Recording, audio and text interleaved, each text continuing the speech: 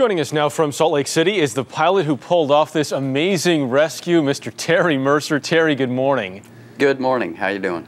I'm well, and you are too. Again, congratulations. I know you flew for 20 years with the Navy before you joined the Utah Department of Public Safety, so you've been flying for quite a while. Still, are you amazed when you look at these pictures at what you were able to do?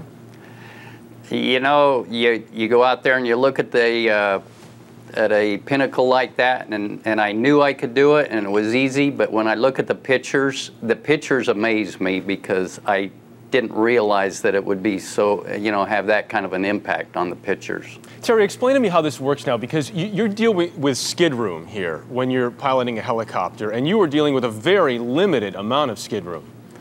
Yeah, but the way that pinnacle was, when you move into the pinnacle to put the skids on, the blades were not very close to the rock, so I could really take a lot of time. There was no wind, so the margin of safety was really quite a bit, and I could just take my time and put it down. There was no rush.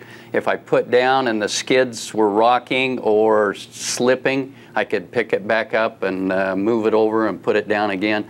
So, I think the pictures had more impact than the actual landing itself, because the landing itself was really not that difficult. You're being very modest about this thing, I must say.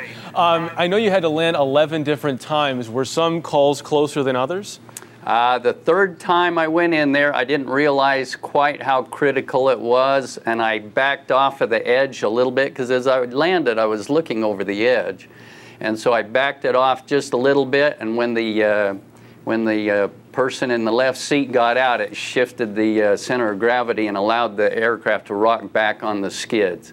And it was not unsafe, because there was still 2 or 3 feet behind the rear of the skids, but it was uncomfortable. So I did have to pick it up and move the aircraft forward that one time. And more importantly, your mission was accomplished here. What kind of condition was Mr. Williamson in when you saw him? When we first saw him, he was lying flat on his back, and he was able to wave his hat at us.